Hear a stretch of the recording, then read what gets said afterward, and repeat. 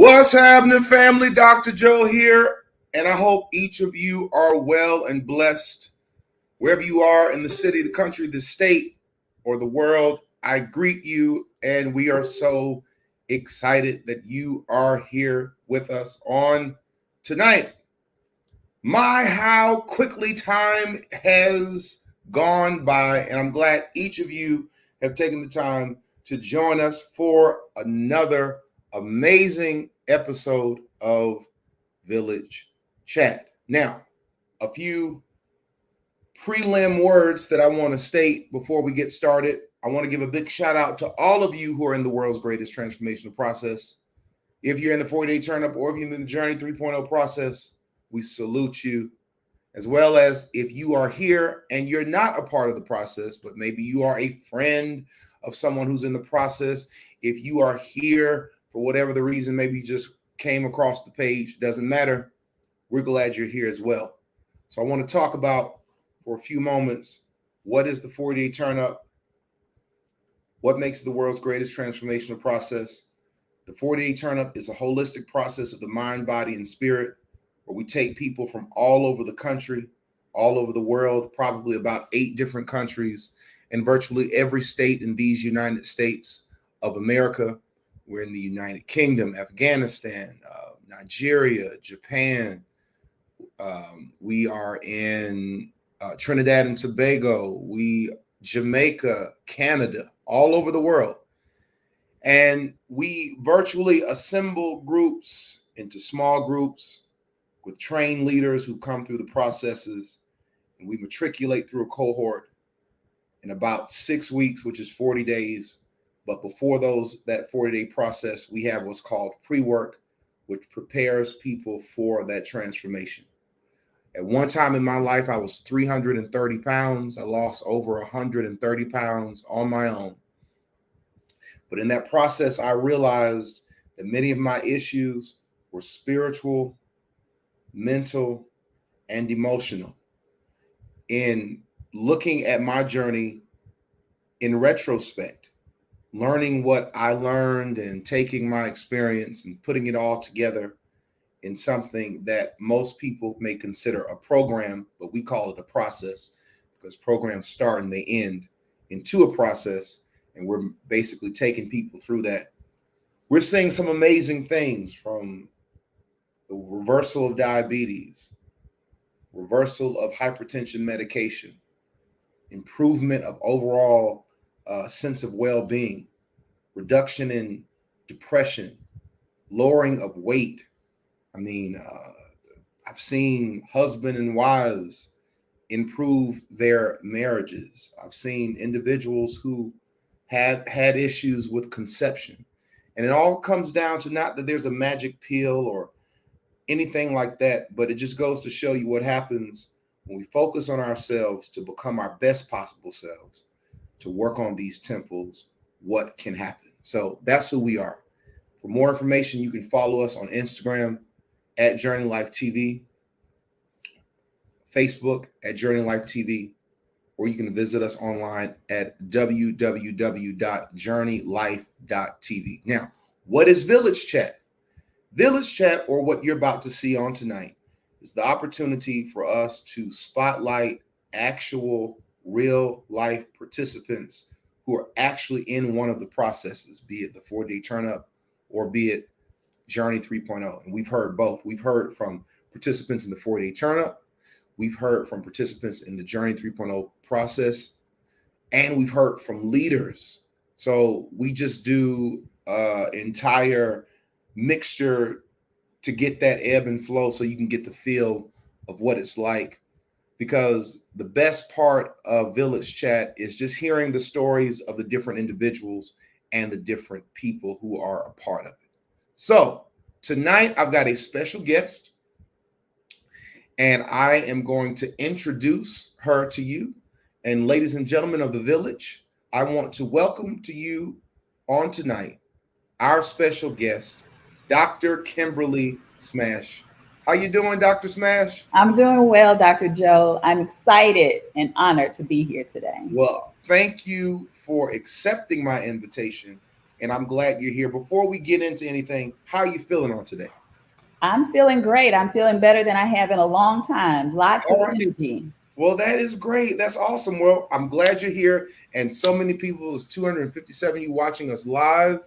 We're so glad that you're here. They're excited that you're here. A lot of your participants and people that you know and who follow you. So let's start off telling us a little bit about yourself. Tell us who you are, where you're from, where you live, and what do you do?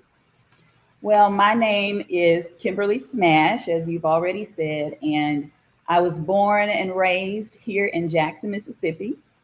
And I matriculated through the public school system here in Jackson, Mississippi. I graduated and went to Tougaloo College. And there I got my degree in mathematics and computer science, thinking that I was going to be a software engineer. And so I went to a graduate program here in software engineering and determined that that was not me. And I've always known back in the very back of my mind that I've wanted to be a doctor, Wow. but I didn't think I could do it. Mm. I had no family members who were doctors. And so around this time when I was considering what I was going to do with the rest of my life, I got married. And we've been married now for 23 years. This is our Jordan year. And my husband asked me, he said, well, what do you want to do with the rest of your life? And I said, I think I want to be a doctor. And so he just told me to drop everything. At the time, I had 2 jobs. I was going to graduate school. And he just said, drop everything and go back to school. So that was a blessing. Wow. And so I went to Jackson State University and did all the prerequisites for medical school. And once I finished that, on the very first try of getting into medical school, I was accepted by Wayne State University, which is why I know this is the path that God has chosen for me. Wow. And so I went to Wayne State University in Detroit, Michigan, and I finished there in 2007 and thought I wanted to be an anesthesiologist. And so I went to the anesthesiology program at Henry Ford Hospital in Detroit, Michigan. And when I got there, I just knew that that was not for me after seeing the day-to-day life of anesthesiologists and pain doctors. And so I figured my personality was more for the community. I liked being with people. I liked understanding their lives and helping them to, transition into different parts, segments of their lives. So I knew that family medicine was probably the best route for me. So I left the anesthesiology program, and Wayne State graciously accepted me back into their family medicine program. And so I did that. I was there for 3 years. I became the chief resident, administrative resident there in my last year. And when I graduated, I knew I wanted to move back home to Mississippi. And so my husband and I came on back home. And when I came home, this was in 2010, I actually started out in private practice with another physician. So I was working in his practice and did that for a few years. And then I decided to go into community medicine. And I did that as well. I thought I was going to retire from there. If you don't know what community medicine is, that is where we serve underprivileged patients who are underserved, who are underinsured, have no insurance. Those are the types of patients that we serviced. And I thought I was going to retire from there, but God said no.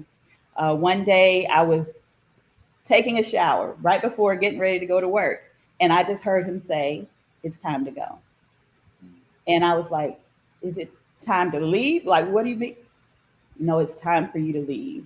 And so I stepped out of the shower and my husband was standing right there. And I said, Jared, I think God just said it's time for me to leave. And he said, you mean leave Jackson Hines? That's the name of the place where I worked. And I said, yes. And he said, I already knew that. He told me 2 weeks ago, I was just waiting for you to tell me. Wow. So I left Jackson Hines, and my husband at the same time, he stepped out on faith and left his position where he was as an administrator for the city of Jackson. And so at the same time, both salaries stopped. And so we had no idea where anything was going to come from, but we knew that this was the leading of the Holy Spirit. And so we did it, and that was in 2017. I started a clinic called Prolific Health and Wellness, and we opened our doors in March of 2018, and we've been going since then. What a great story, Dr. Smith. Well, What an awesome story. I mean, wow, what a great story. First of all, thank you for sharing that with us. I mean, you said so much that I want to kind of go back over and unpack. Talk to me. So what city in Mississippi are you in now? So my practice is in Jackson, It's in Mississippi, right where Jackson, I grew up. But I all right. live in Flowood. What type of doctor are you under?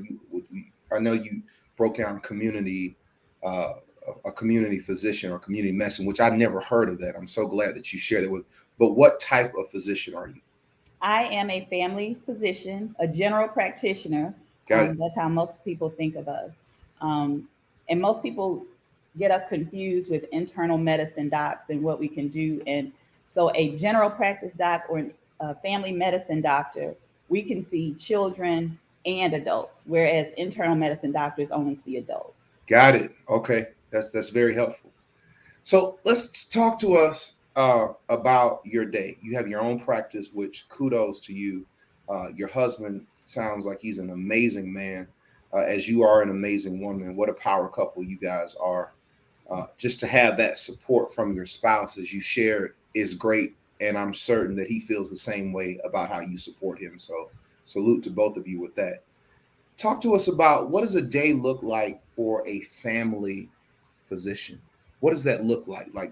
Talk to us, because a lot of people have this view.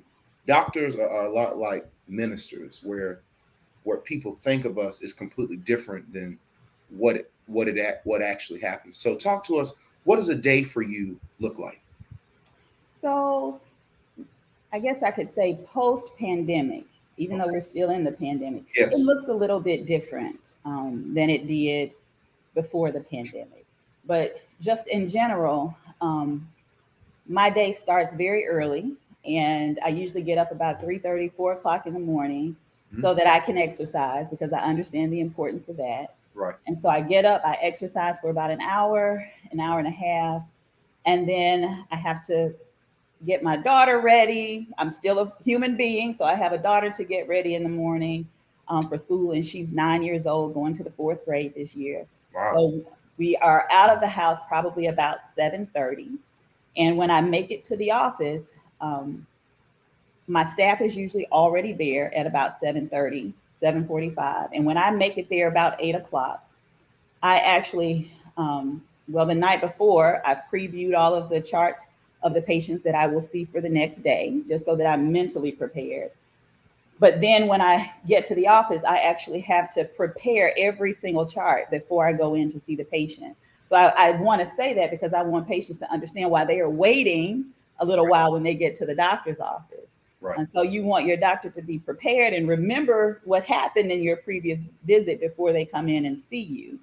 So I have to prepare each chart. And because everything is electronic in my office, I create all of my electronic charts for my patients, review anything that needs to be done for them. So if I ordered an image for them at their last visit, I make sure that we've gotten the image from the hospital.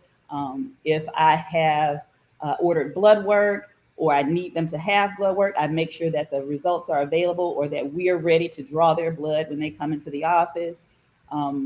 If they have been hospitalized since the last time they saw me, and usually we call these, of course, hospital follow-ups. If it's a hospital follow-up, I make sure that we've gotten all the records from the hospital if we can. That can be difficult sometimes.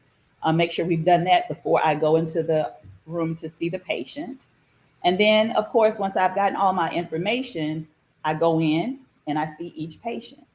And so I actually have just had a conversation with a business strategist, because Dr. Joe, you mentioned in one of your sessions that most businesses don't break even until year 5. Right. And I attested to that, because right now we're trying to reach that point. And so I was talking with a business strategist to try and figure out how I could streamline our process, make it more effective. And one thing that he said to me was, "You're going to have to become one of those 10-minute doctors." Mm-hmm. I said, "I cannot do that. Right. I'm not a 10-minute doctor. Right. When I go in the room to see a patient, I want to, number one, hear them and understand where they're coming from and be able to provide them with information that will actually help them, not just give them a pill. I want to help, just like you do, Dr. Joe. Right. I want to help them to Right. realize what it is outside of the medical problem that's contributing to the issue." Right. Right. And so, my visits are usually 40 minutes, sometimes even an hour. And that is why my patients do wait sometimes. But I feel like that's important so that I can, number one, get to the foundation, the crux of the issue, but also so that the patient doesn't have to call me back and say, "Look, doc, I wanted to talk about this," or, "Look, doc, I didn't understand what I want to make sure that I'm clear when I'm in there with the patient so they understand what it is that I'm going to help them with and what it is they're going to have to do on their own." And that's what I do for each patient. I don't care what their insurance is. I don't care what economic level I don't care. Every patient is treated exactly the same. Wow. And so I felt like that is what God has called me to do. And so that's what my day is like all day long. And in between seeing patients, of course, I'm getting calls from the hospital, getting calls from other doctors, having to fill out paperwork. So it's not just about seeing patients. It's also all the background things that go along with making sure all of my patients who are in the office that day are taken care of, and patients who are not in the office that day are taken care of. So we get calls all day long. But at the end of my day, after I see all of my patients in the office, this is where the pandemic has changed things. I now do telemedicine. And so because I don't have the time to do it throughout the day because of calls coming in and me seeing the patients in the office, I actually do telemedicine in the evening. And so I see telemedicine patients from 6 p.m. until about 8 p.m. at night, a few days a week. Wow. And so that is what my day usually consists of. Jam-packed. Well, let me salute you on having a heart for the people. It really is a ministry what you do, very similar to what I do.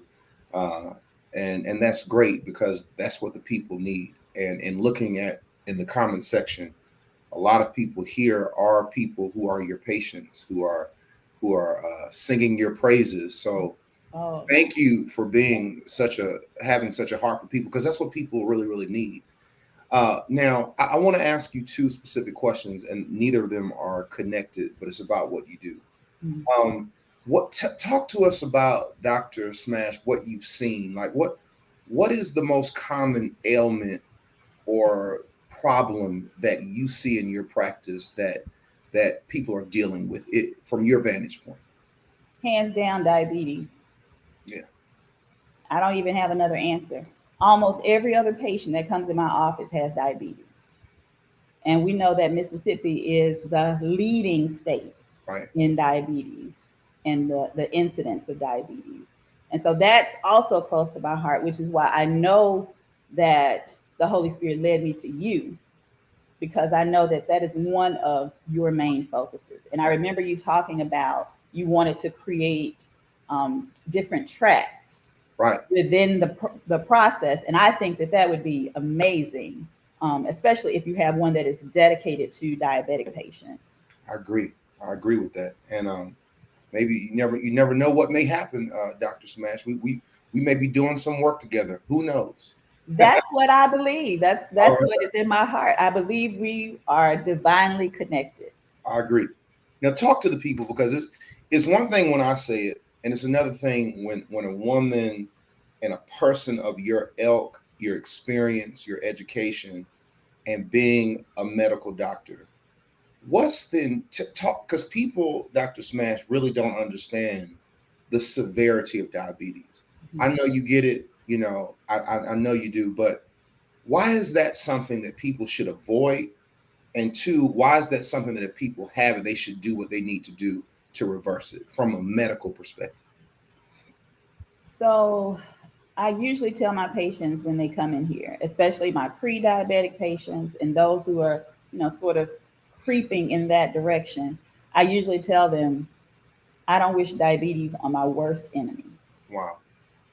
Number one, because the way that the medical community in general treats diabetes, they are not, um, I don't want to speak horribly of the medical community, but it does not behoove them to cure diabetes. Yes. Okay? And so all of the medications that are given, what I have seen in my practice, and now the past 15 years, I just see patients when they are diagnosed with diabetes get worse and worse and worse. It just progresses. Right. Yeah. Unless the patient, it really clicks with them when we have a conversation, because what I do when I have a pre-diabetic patient, a patient with high blood pressure, a diabetic patient, I sit down with them and I spend at least 30 minutes just talking about diabetes, diet, and exercise. Mm-hmm. And I sit down and I actually draw.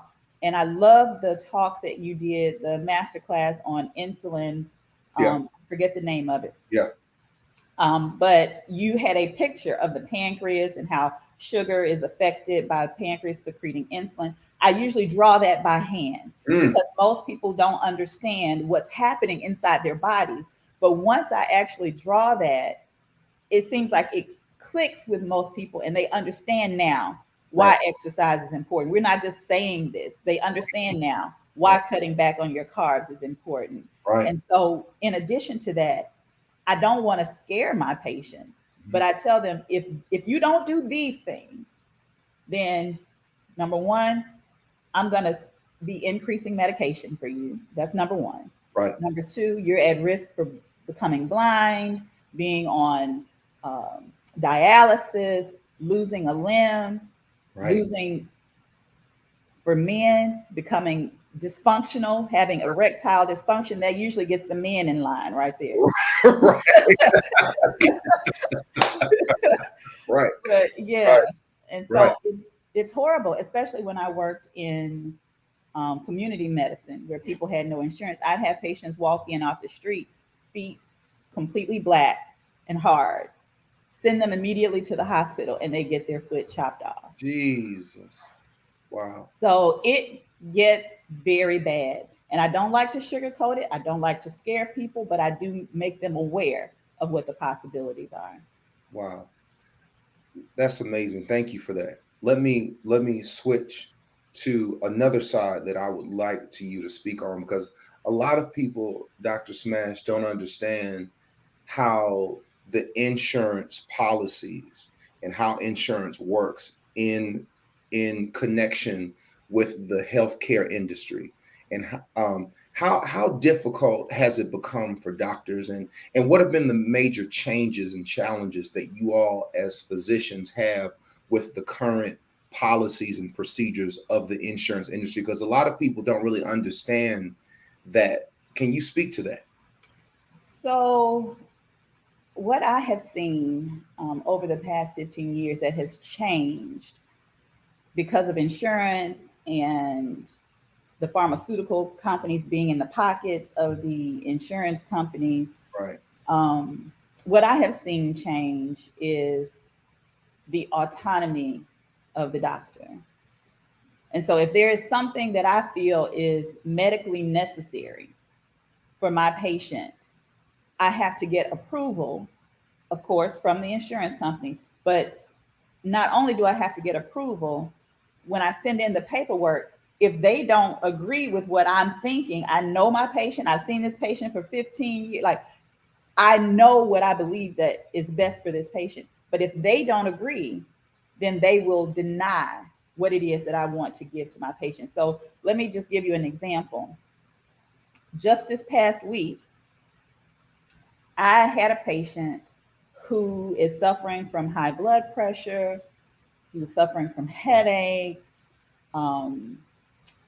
he had some abnormal lab values, and we had just, sort of been adjusting his medication. Nothing was helping. And I'm thinking there's something going on in this guy's brain. I can't prove it. He doesn't seem like it. When his blood pressure comes down somewhat on the medicine, his headaches get better. So of course, the insurance company's thinking that the headaches are just because of the blood pressure, but there was something else there. And I can't describe it to you. I think that's where the art of medicine comes in, when you just know who your patients are. And so I ordered an MRI of his brain, and it got denied. I was in the process of making an appeal, and most doctors don't make appeals to PA, or prior authorization denials. That's what they call them, PA denials. Most doctors do not make appeals because it takes so long. We don't have the time to do that. If the insurance company denies it, they just say, okay, I've tried, and that's it. But I knew something was going on. And so it just so happened that he was in a car accident. And, they scan you kind of from head to toe. They scanned him and found a tumor in his brain. Wow. Yes. That saved him. That saved him, because otherwise we would not have been able to get the imaging done. Had that not happened, Dr. Smash, what could have potentially happened to him? If that had not happened, the size of the tumor was so big, he could have had a stroke. But because he had a doctor who cared. God bless you. Well, I cared, but unfortunately my hands were tied. But see, I'm so glad we're talking about this. I'm so glad that you're on with me on tonight, because a lot of people don't understand what goes on. People just go to the doctor and they don't know the politics. You got people who are literally making a decision, yes or no, as to your life. So like you're saying, the autonomy is being constricted. And that's why we're seeing such great changes in the medical industry. And it doesn't put doctors in positions to do what they've been trained to do. It does not. Would you agree with that? I agree 100%. And that is why so many doctors are now employees. I used to be an employee, right? Okay, I worked for community health center. I worked for, it was private practice, but I still worked for somebody. But that is why more doctors do not have their own practice, because they can't really make their own decisions. Wow, that is fascinating. So thank you for taking the time to share with us what you do, and just some of the intricacies of that, because that's fascinating. Well, let's move and progress to, how did you find the 40-day turn up, and what made you want to be a part of this? So, Dr. Joe, I have been overweight all my life. Yeah. I grew up in a single parent home. My dad died when I was 7 years old. I had two younger sisters. My mom was always working. And so I could eat whatever I wanted to eat. Yeah. And so I would eat ice cream, breakfast, lunch, and dinner. And I eventually developed diabetes, which is why it's a passion for me. Right. And so, and I was able to, of course, cure myself of diabetes, because I knew it was a diet-related disease. Praise God. Yeah. Praise God. But I still have weight to lose. Right. And so I have a friend who is I'm going to call her a health fanatic. She runs marathons and all these things, and is always looking for a way to just be better health-wise. And I love that about her. And her name is Regina Lacking, and she was a part of the last 40-day turn up class, and she did an excellent job. Her and her husband, Jerome, I think were both Biggest Losers in their groups. Yes. Yeah. And so she told me about this program, and I'm thinking, okay, so you have these people in your life who wake up and they jump out of bed, and they're excited, right, from the time their feet hit the floor, and that's Regina. And so when she told me about this, of course, she was excited about it, and I'm thinking, okay, here's another thing from Regina. But it was just something about it, the way she described it. I said, let me go ahead and look into this. Right. And just see what it is for myself. And to be honest, Dr. Joe, when I found out you were a pastor, I'm thinking, I understand. I don't know, but Mm-hmm. After hearing you and hearing your heart, Mm-hmm. we literally can hear your heart whenever you're speaking in one of the master classes or during the pre-work and all this. And the one class that had me for sure was, what was it called? The Sunday before we started. Yeah. The prayer and prayer vigil. Yeah. Yes. And declaration service. Yeah. Prayer and declaration service. That was powerful. That was powerful. And I knew then that in order for me to increase the capacity for me to be able to help the people I know God has me here to help, that I was going to have to go through this program. Wow. And so Regina was definitely the catalyst for that. And I'm completely and totally indebted to her because I have learned so much from you, even as a doctor. You even mentioned during one of your sessions that they don't teach doctors about nutrition in medical school. They do not. Maybe they do. Thank you. Right. Maybe they do these days. But when I was in medical school, I think we got maybe a couple of chapters on nutrition, and then that was it. Right. And so when you broke down, and I've seen nutritionists before, just FYI. I mean, I could afford that at the time. Right. And so when I kept hearing nutritionists and certified diabetes educators telling patients that they should eat 40 grams of carbs with every meal, and then their snack should have 30 grams of carbs. And like you said, they were recommending oatmeal. And that never sat right with me, even before I understood. Right.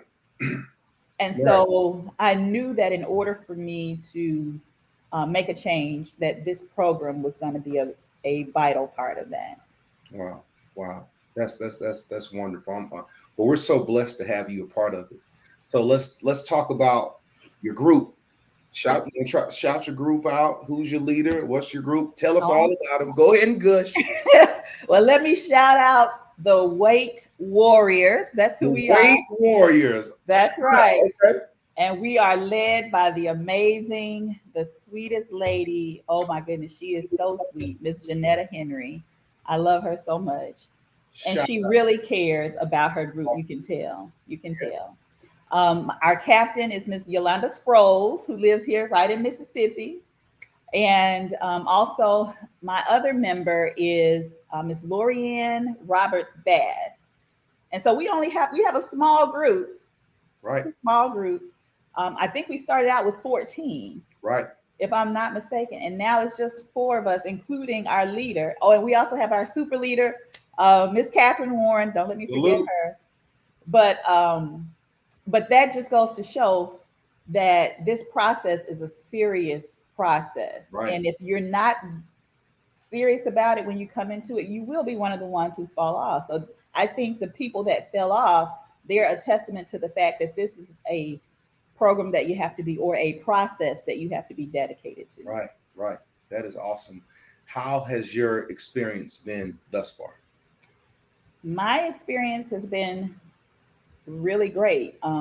Like I said, the information that you provide is priceless. When I learned, I'm going to get emotional here because my daughter, I know that she should be eating better, and I would have her eating cereal for breakfast and all these things. But when you had the session on children's health, right, and what they should be eating, I felt so empowered. When I woke up the next morning to fix her breakfast, I felt like I can teach her now what it is she should be eating. She's 9, so she can grasp it. And if she came in here right now, she's at a swimming party right now, but if she came in here right now and I asked her, what do your meals need to consist of? She could tell you a carb, a protein, and a fat. She will tell you that. Good for her. And so, yes, I've lost weight. I've officially lost 12 and a half pounds. Congratulations. But I gained 2 pounds from the first weigh-in before we started that month. Okay. All right. So really, I've lost 14.8 pounds in the process. So That's great. it's working well for me. And people see what I'm doing. My husband, he's a part of it as well. But his group is a little different from ours, and every group I know is different. Right. But he sees what I'm doing and sending the pictures in and all this, and he's like, that's a lot. But it makes me so aware Right. of what I'm doing. And he knows that I'm going to fix his meals anyway. So, Right. Right. Right. but it makes me so aware of what he's eating. I know, what my daughter is eating. It just makes you more, like you said, you become more in tune with Right. yourself and what your body is processing or not processing properly. So I've learned a tremendous amount. That is amazing. What would you like to see come out of this process for you? Not necessarily a goal or a number, but if you had to say, well, I hope that by the end of this process, I would have, how would you answer that question? So my hope by the end of this process that I would feel more empowered to help my patients with their diet, Mm-hmm. because I can tell them all day long to cut down on the carbs. Right. But now I can be more specific, because Right. that's what people are looking for. They're yearning for more specifics.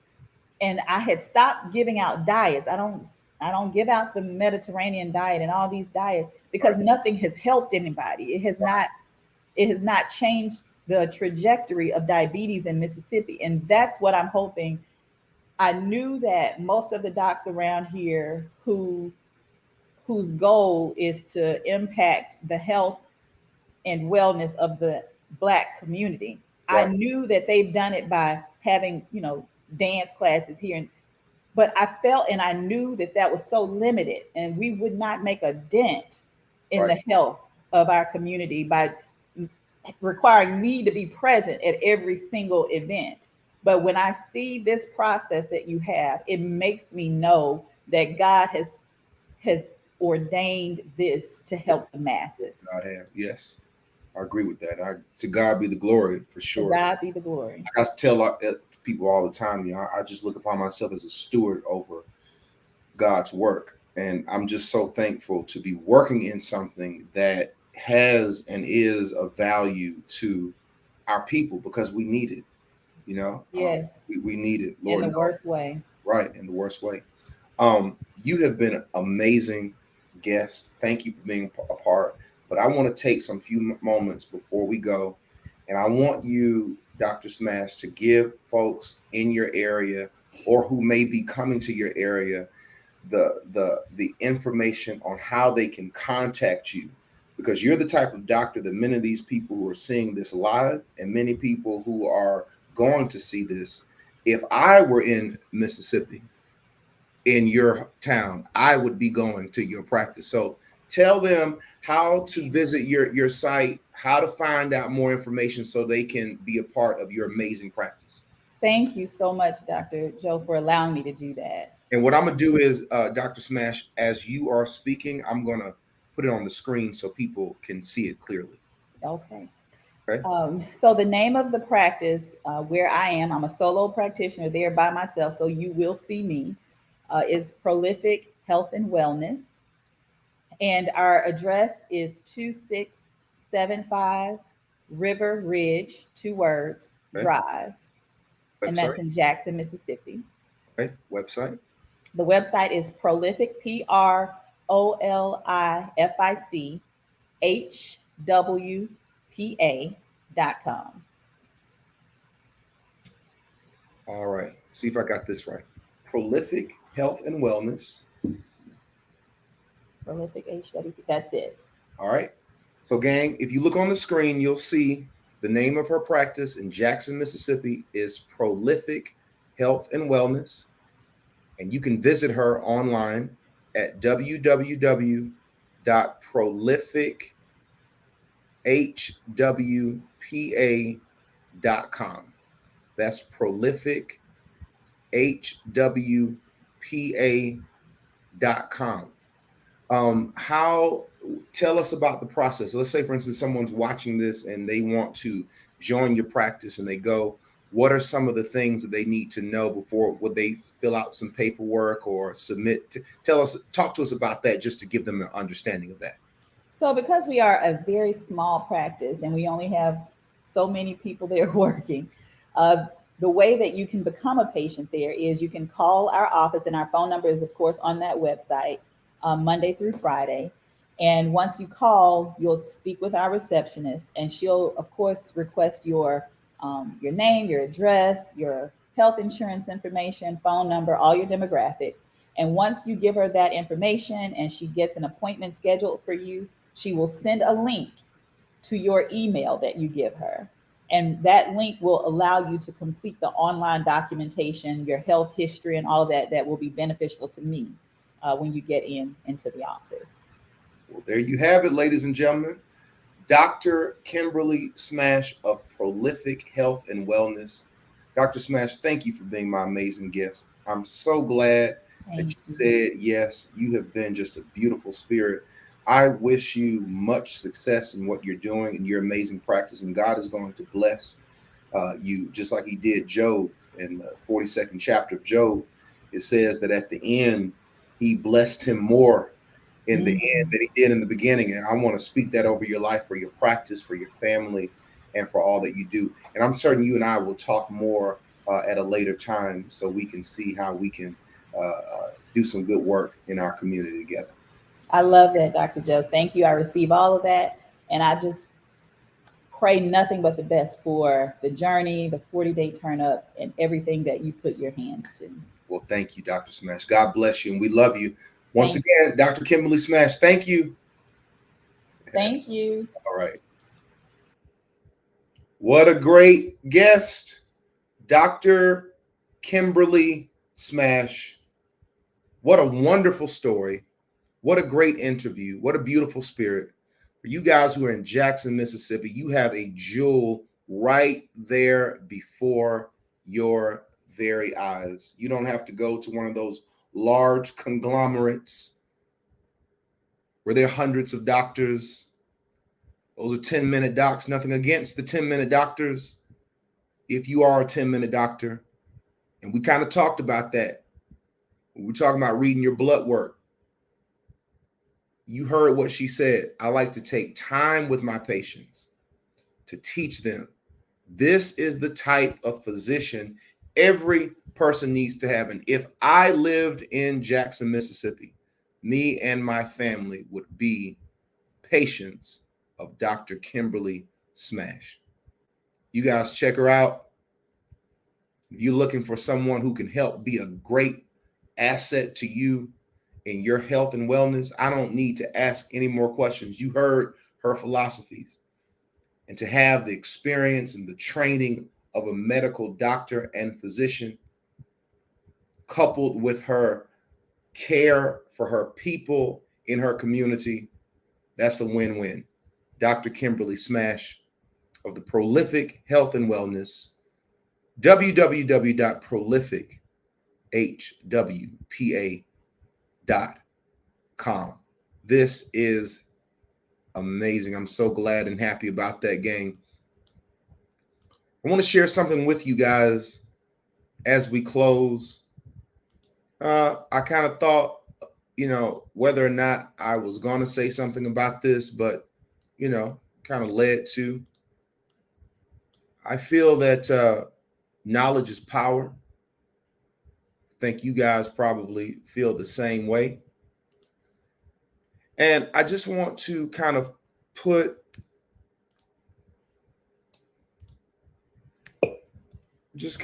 to share some things with you all. It's just some findings that I find very interesting. We're seeing and hearing about the spread of Monkey Pox. You guys are seeing that on the news. It's like we're in one pandemic that we can't get out of. I mean, it's so confusing, this pandemic. You hear mixed stories on what you should do, what you shouldn't do, what works, what doesn't work. The president of the United States, Joe Biden, had COVID, was treated for COVID, tested negative for COVID, and now the White House is saying that he tested positive again. Now, was he not negative when he tested negative the first time? Has he caught it again? Who knows? What's the point? The point is we are in and have been in an awful pandemic, and it continues to worsen because it seems like the truth is not making its way to the forefront of the people. Okay? Now, within this, we're hearing about monkeypox. People are afraid. People are scared. I want you to listen to some interesting information. I always like to share my references. This comes from the New England Journal of Medicine. The title is Monkeypox Infection in Humans Across 16 Countries from April to June of 2022. I want you to listen to these. I'm not going to spend a lot of time on this.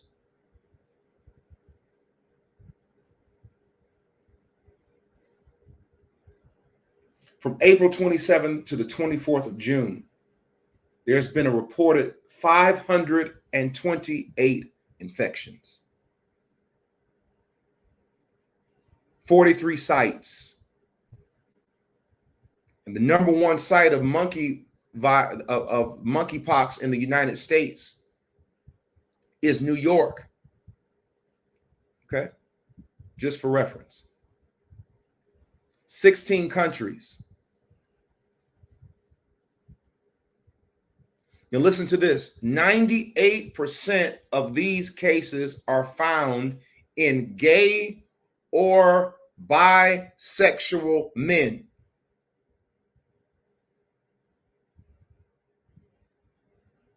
75% were Caucasian, which is probably due to where the studies were taken. Not necessarily that this is something that sways towards a specific racial ethnic group. Listen to this. Because this, 41% of these 528 cases, 98% were gay men, but 41% had HIV/AIDS.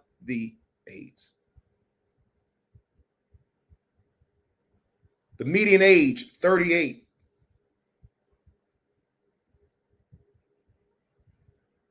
In 95% of the cases, the monkeypox presented itself in a rash 95% of the time. 41% had mucosal lesions, 62% fevers, 41% lethargy, 27% headache.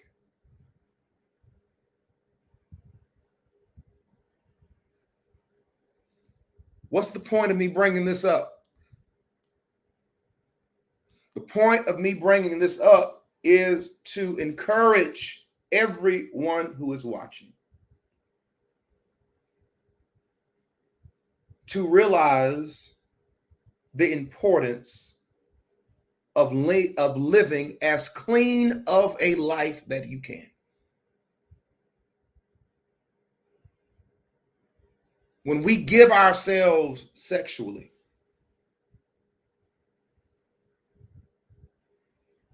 in an act of sexual promiscuity,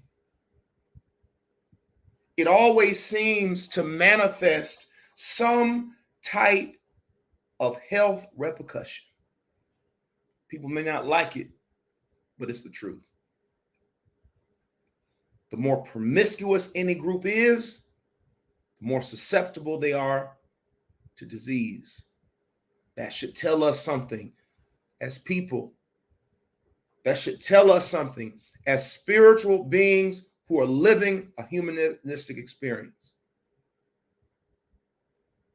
One of the markers of righteousness is cleanliness. We can't be promiscuous people, ladies and gentlemen. It erodes the spirit. It creates bonds to spiritual dimensions and entities that we feel, but we can't see.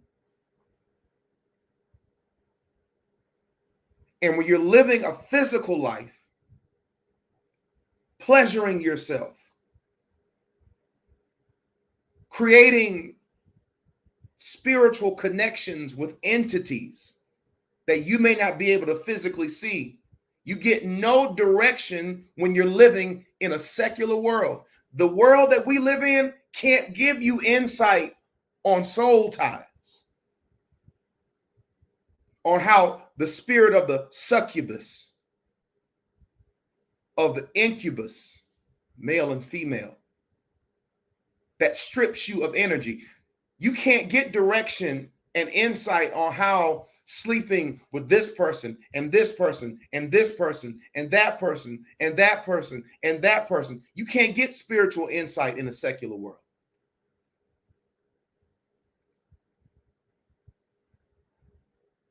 The time for our sexual freedoms is over.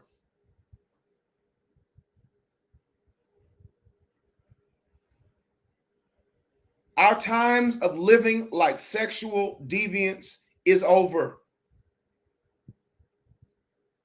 And I've said this. This is a very controversial statement that I've said.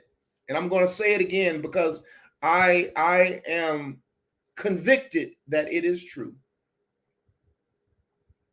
One of the things that I believe the church institution has mishandled is how it has reached out to our gay brothers and sisters.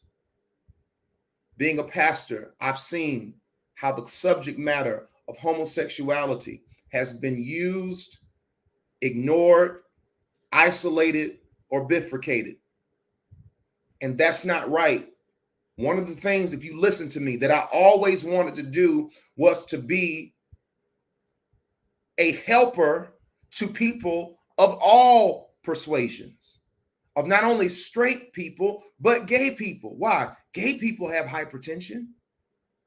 Gay people struggle with diabetes. Gay people have strokes.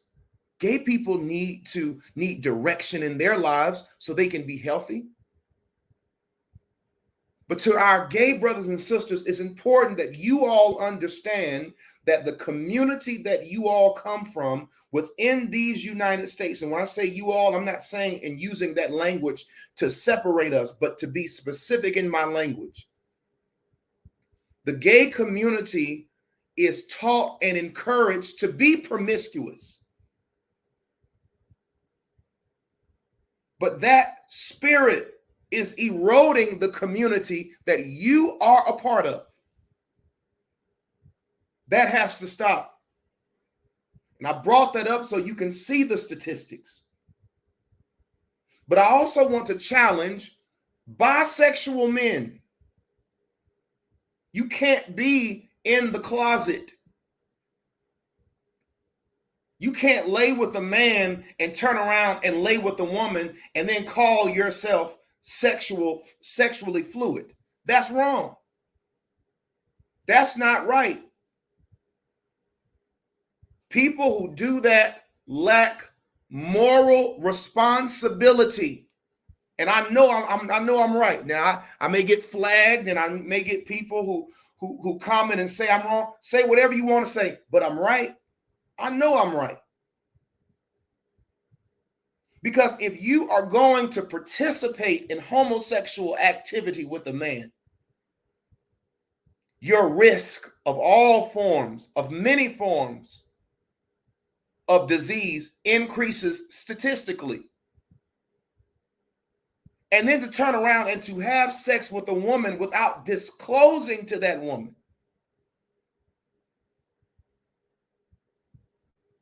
That's moral irresponsibility. Now, 3, let's talk about all of us as people.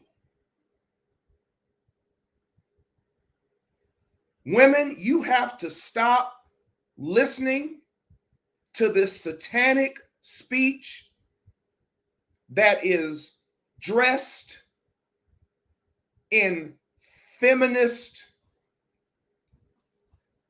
promotion and sexual freedom, telling you to lay with whoever you want. You are not designed to be the receiver of multiple men.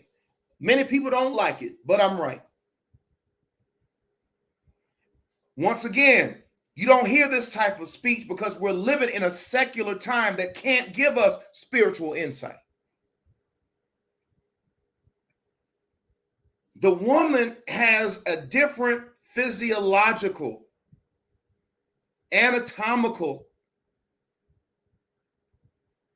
formation that is antithetical to the man.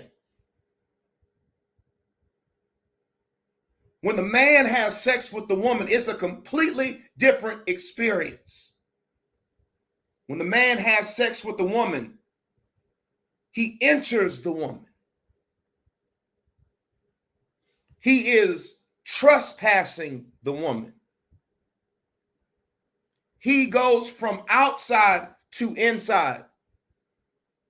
But when the woman has sex with the man, she is allowing someone to trespass her. She is allowing someone to enter into her.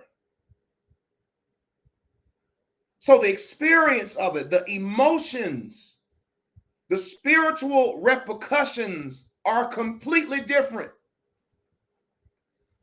So to you women who are out here falling for the okie doke, having sex, wanting the same social expectation that men get, you are not a man. And this is not to sit up here and say that men can have sex with whoever they want and women can't. That's not what I'm saying. If you're hearing that, you're listening to me incorrectly. What I'm saying is the spiritual repercussions of a promiscuous female is going to be diabolical to her spiritual well-being. And I know I'm telling the truth.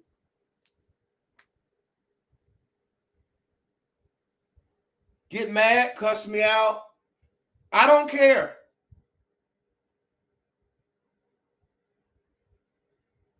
The way you are made is not made for that. And to us men, we have to be more responsible within ourselves. How? Just because you got 10 options doesn't mean you need to be taking all 10 of them.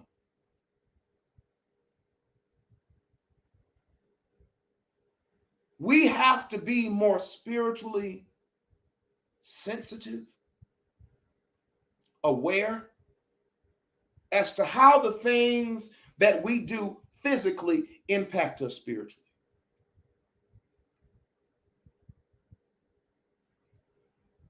I encourage all of us, starting with me, to, as we work on ourselves, to live righteously, to be morally considerate, to be safe, to be wise, to be steadfast. That we don't just live a life for ourselves, but for this village and community that we are part of. Gang, I'm glad you joined me on tonight. We're entering into our 5th week. We got 4 weeks behind us. We got 2 weeks ahead of us. In the morning, I'll have a message for you that prepares us for our final stretch. May God bless each of you. I speak peace over all of you. blessings, prosperity, protection. May God be faithful to you and bless each of you. Those of you who have children, and they're going back to school, may they be blessed. We pray for their protection. I pray for all of my educators who are starting a new year. May you go to higher heights and levels. May the Lord protect our schools from these psychotic people. May God protect our administrators, our principals, our parents, our children as they go back to school. May the Lord continue to endow you with wisdom, with power. And selfishly, if I may, I pray that the Lord blesses me. My focus is not on things, but may the Lord give me wisdom, spiritual insight, divine understanding. Lord, I don't care anything about the things of this world. Lord, give me the power to lead your people. Give me the power, Lord, to make a difference in our community. Give me the power to say what others cannot. It is in your name we pray and ask these and the blessings. Amen. Be well, family. Be blessed. I love each of you. Have an amazing evening, and I'll see you in the morning. Blessings.